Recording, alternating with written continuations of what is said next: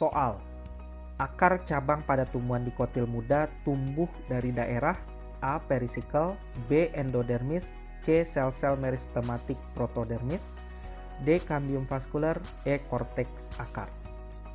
Pembahasan soal di atas. Berdasarkan asal pertumbuhannya, akar berbeda dari batang. Pertumbuhan akar bersifat endogen atau artinya cabang lateral tumbuh dari jaringan perisikel yang berada di sekeliling endodermis. Adapun batang bersifat eksogen karena tumbuh di bagian sekitar kulit batang.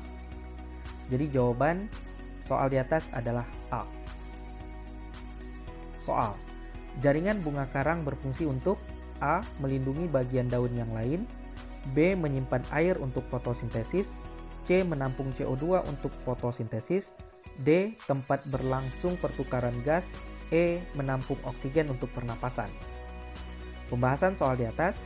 Jaringan bunga karang berfungsi untuk yang pertama untuk fotosintesis karena mengandung klorofil. Yang kedua, menyimpan CO2 untuk fotosintesis. Jadi jawaban soal di atas adalah C. Soal, aktivitas jaringan meristem yang menyebabkan pertumbuhan memanjang batang zeamys adalah A. Apikal dan interkalar, B. Lateral dan vaskular, C. Lateral dan interkalar, D. Lateral dan apikal, E. Vaskular dan interkalar.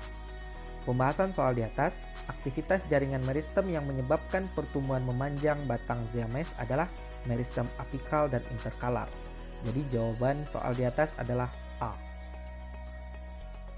Soal, jaringan dasar atau jaringan pengisi pada tumbuhan didominasi oleh A. Parenkim, B. Kolenkim, C. Mesenkrim, D. Sklerenkim, E. Mesofil.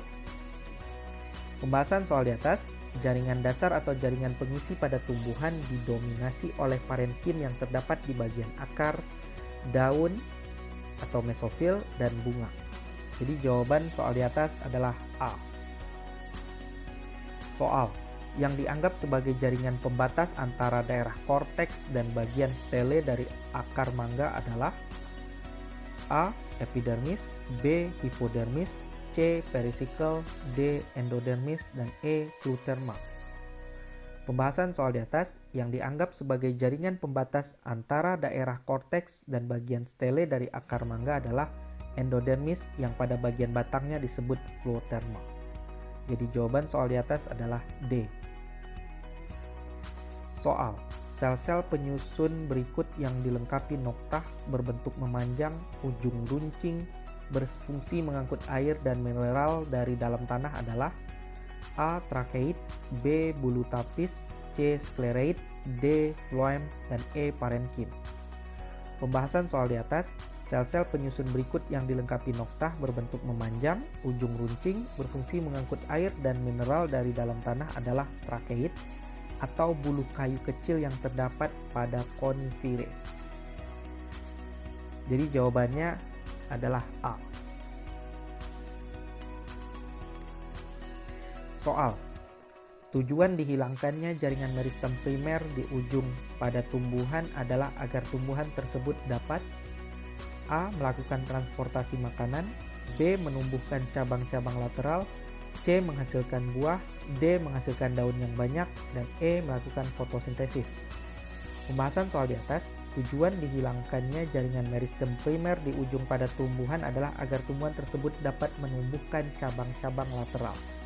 Jadi jawaban soal di atas adalah B. Soal, cadangan makanan pada umbi kentang yang merupakan umbi batang disimpan di dalam jaringan A. Epidermis, B. Kolenkim, C. Sklerenkim, D. Palisade, dan E. Parenkim. Pembahasan soal di atas. Cadangan makanan pada umbi kentang yang merupakan umbi batang disimpan di dalam jaringan parenkim sebagai jaringan dasar atau mekanik. Jadi jawaban soal di atas adalah E. Soal, endodermis pada akar tumbuhan dilengkapi dengan penebalan gabus pada pita Kaspari untuk mengatur transportasi zat yang akan masuk ke dalam xilem akar. Tumbuhan yang tidak memiliki endodermis adalah A. Padi, B. Flamboyan, C. Pakis haji, D. Mangga, dan E. Nanas. Pembahasan soal di atas. Endodermis pada akar tumbuhan dilengkapi dengan penebalan gambus pada titik-titik Kaspari untuk mengatur transportasi zat yang akan masuk ke dalam silem akar. Tumbuhan yang tidak memiliki endodermis adalah kelompok tumbuhan biji terbuka, contohnya pakis haji. Jadi jawaban soal di atas adalah C. Soal, jari-jari empulur yang terdapat pada batang dikotil yang sudah tua secara tidak langsung terbentuk sebagai akibat dari aktivitas A. Velogen atau Cambium gabus, B. Sel-sel xilem yang hidup, C. Sel-sel veloderm, D. Jaringan meristem di antara buluh angkut, E. Jaringan meristem di luar ikatan pembuluh.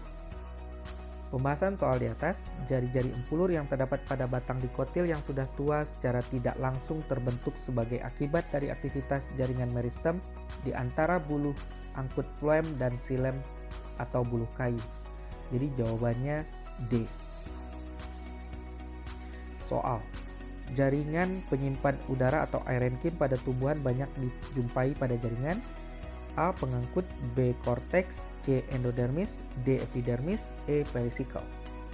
Pembahasan soal di atas, jaringan penyimpan udara atau aerenkim pada tumbuhan banyak dijumpai pada jaringan parenkim, terutama di daerah korteks dengan sejumlah rongga udara di antara sel-selnya, dan banyak dijumpai pada vegetasi hidrofit atau di perairan. Jadi jawabannya B. Soal, jaringan berikut termasuk silinder pusat akar tumbuhan dikotil, kecuali A. Xilem, B. Floem, C. Cambium, D. Perisikel, dan E. Endodermis. Pembahasan soal di atas, jaringan berikut termasuk silinder pusat akar tumbuhan dikotil. Yang pertama ada perisikel, yang kedua parenkim, yang ketiga cambium, dan yang keempat buluh xilem dan floem. Sedangkan endodermis merupakan jaringan pembatas antara korteks dan silinder pusat akar dikotil. Jadi jawabannya E.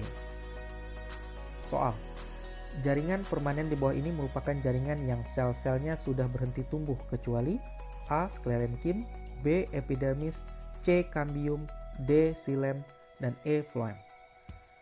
Pembahasan soal di atas, jaringan permanen di bawah ini merupakan jaringan yang sel-selnya sudah berhenti tumbuh kecuali sklerenkim, epidermis, cambium, xilem, dan floem. Sedangkan cambium merupakan jaringan meristematis yang sel-selnya senantiasa membelah secara mitosis.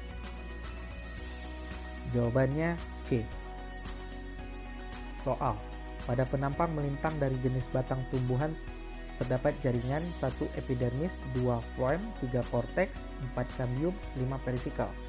Bila dengan mikroskop dari dalam keluar berturut-turut akan tampak jaringan. Pembahasan soal di atas, pada penampang melintang dari jenis tumbuhan terdapat jaringan epidermis, floem, korteks, cambium, dan perisikel.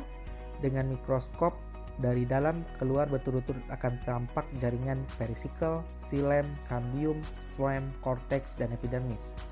Jadi jawabannya E.